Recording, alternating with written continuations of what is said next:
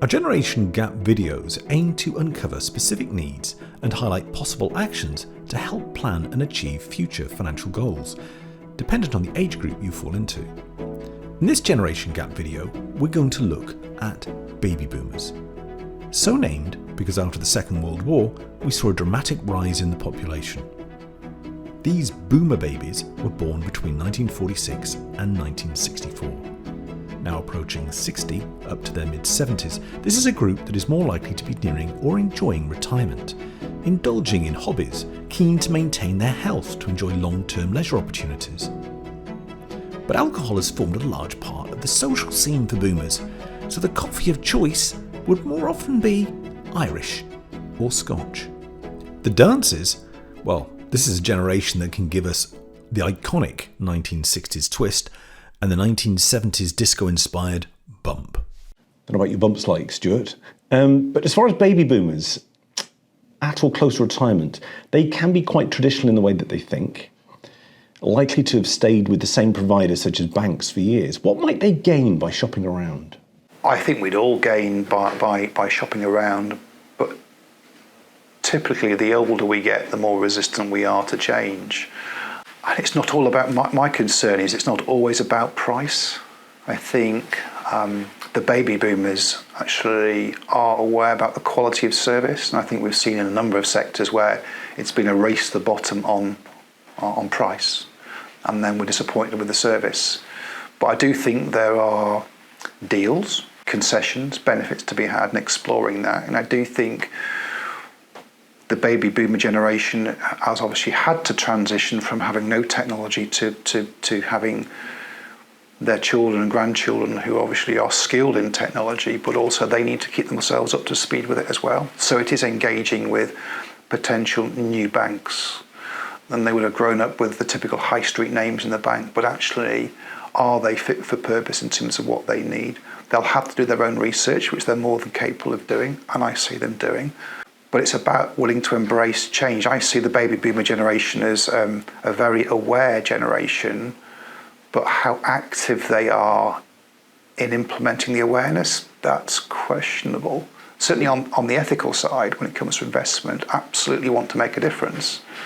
And may have looked at an electric car, but that might be the extent of it. We're actually thinking about it through the eyes of their children and grandchildren and creating a more sustainable environment. And as we age, we can't escape the obviously associated risks of aches, pains, and potential medical conditions. If we're lucky, we're just creaking a bit, but if we endure and the health risks increase, what should baby boomers be doing to protect their position with regards to healthcare?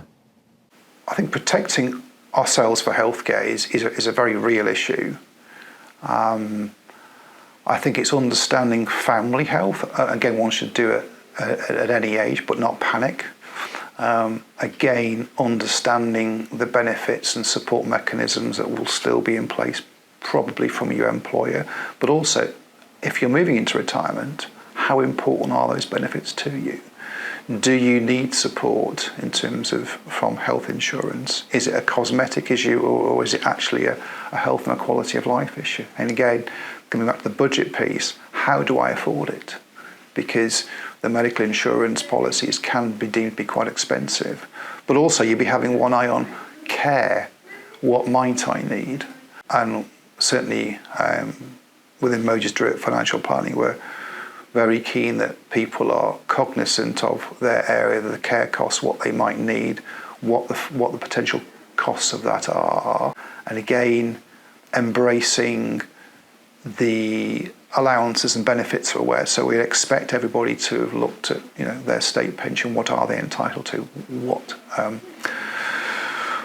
When can I access my state pension? Because obviously all that's changed now in terms of what was typically 60 and 65 years ago. But the Department of Work and Pensions state pension forecast online is a fantastic tool. It's a free tool that we should all do, anybody below state pension age.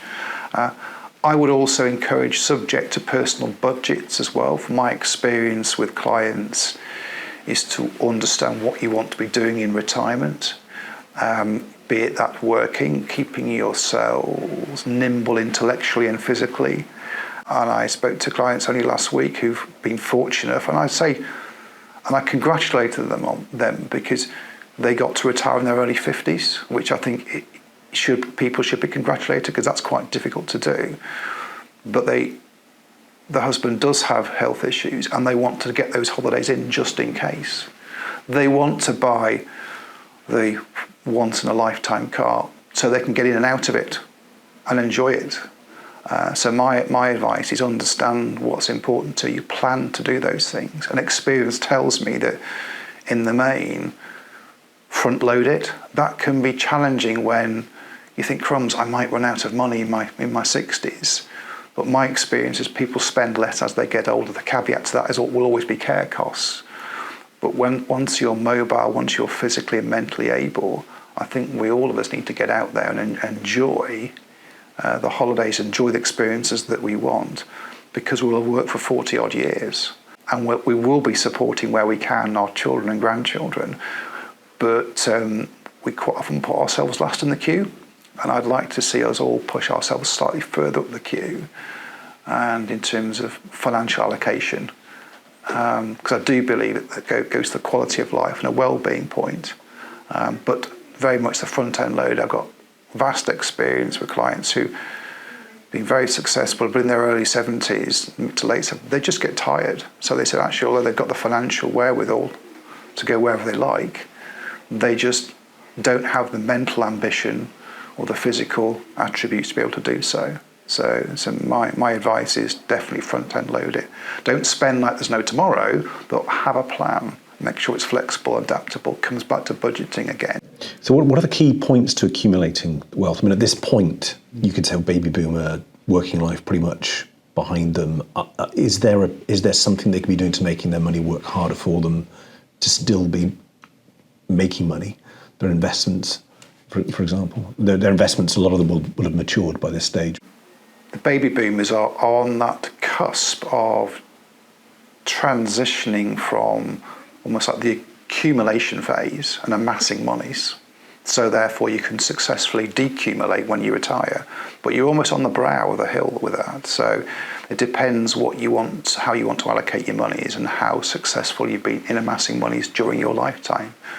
But certainly clarity on the income from your pensions, be they private, be they former employers, be they state, both in individual names, because we all get personal allowances before we pay certain levels of bands of income tax. So it's always to understand it from husband and wife, what that looks like. And then it's being tax efficient in terms of understanding the investment allowances, the ISA, which is relevant to everybody we've spoken about today, from age 18 onwards, as long as they're UK resident, can have an ISA. So it might well be that, my example earlier, that they're now starting to shift, having saved for growth, they now start to take the income from those particular investments. And what I would urge anybody to do, you don't need to do this on an annual basis, but just a cash flow model, go through an exercise. So if we spend like this, what is the impact on our asset base? Again, so as part of the plan. So you can see what the potential impact will be if you spend at a certain level. Because my experience is, again, when you've been used to a paycheck every month, and then you stop if you decide not to do any work and become fully retired, that'll feel a little bit strange. So do so in a planned way. Understand it will feel a little bit strange. You won't have the same travelling costs. You've hopefully been able to pay off your mortgage if it's tax efficient to do so. And you won't feel too nervous about relying on your investments and your pensions to provide you the income for you. In my example earlier with the people in their early 50s for 30 years, that's quite a change.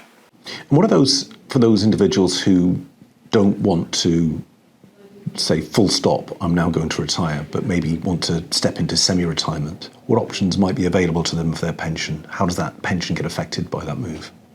Anybody who wants to consider deferring retirement or becoming almost like a consultant part-time worker, which is becoming more and more common because people might need to do financially, but also intellectually, dare I say, to also maybe keep their marriage intact if they're going to be home 5 days a week and they've been out for 5 days a week for the previous 40 years. So I think it's understanding yourself and understanding the relationship you have with your partner. I mean, you can defer your state pension anyway, but again, it's looking at the options, because the escalation you get with deferring your state pension is not that significant. But it's to understand the tax-free cash and the income options through each plan. Again, awareness, budgeting, and ideally, quite clearly, if you're not taking income from those particular sources, then they're going to grow to a high level. Yeah, but why are you doing that? If you can achieve all your financial goals anyway, but you might be doing it intellectually. You might need that intellectual stimulation of 2 or 3 days a week or a couple of days a month. But there are various roles, I think, in communities that would welcome experienced people who want to support, as we were talking before about financial education, to go into schools and actually, not in my day, because in my day it's very different to today. So I do think there's sort of two distinct camps: those who have to work intellectually and maybe not financially, and those who absolutely have to work financially. But that can be, again, because they want to support their children and their grandchildren. So it's not necessarily themselves, and I think it's commendable that they do, but at what risk to the quality of life in the future? And what considerations also might they need to take on board with tax in these situations? A myriad of considerations for tax. It's important to say that we're not tax experts and we're not accountants. So we would work closely with an accountant if needed. But it's always to understand the allowances we spoke about before, the individual savings account, the ISA allowances, to look at the state pension provision in individual names. When I'm talking to clients about their own budget, I'm saying you might need an extra line for tax to pay, because you have been successful, you have put money aside in your emergency fund, you have, with our guidance, got some good deposit rates, but that does mean that you're going to pay an extra bit of tax. Shopping around is key, and I say to all clients and potential clients is, you can do what I do, but most of my clients are time poor. That's why I have a job. So we will look at that. As independents, we'll look at the entire marketplace. And yes, our only loyalty is to the client. So we have no loyalty to banks or pension companies or investment companies. We want to get the best deal from the best brand for the client, end of. But that can come sometimes, we were saying earlier, with a service. Not everything is price driven. So the nervousness of where we were with the banks in 2007, 8, 9, people do ask the consumer protection question more regularly now about having too much money in one place. So it's a daily conversation we're now having about that and how we can maintain that while not having all your eggs in one basket, and making sure you've got 100% consumer protection, but you are in appropriate deposits and making the money work hard and sweat hard. You're quite heavily involved in netball as a sport and in Bath, but the role that you're playing here is a bit like the centre, because you're making things move from one direction to another. You're supporting defence, you're getting things forward, and hopefully you're going to end up scoring a few goals in the process. Absolutely. From a finance perspective, we are the person in the middle as a financial planner, and everything's available on court to us. We want to take as little risk as possible, and I've always said to clients, if that would mean putting all your money in cash, that's what we'll do. And certainly in 2007-8, you could have probably done that because cash rates were particularly high. You can't do that long term anymore unless you want to commit yourself to your money losing value in real terms. So at the moment, it's a regular topic of conversation to have, should I put all my money in cash, Stuart? No. Well, yes, but my investments have gone down in 2022. Yes. But the US market, it's the market that's always referred to as the market because it's obviously the largest on the planet. Both the US equities and the US bond market both went down in 2022. But to give it some context, that's the third time it's happened in 150 years.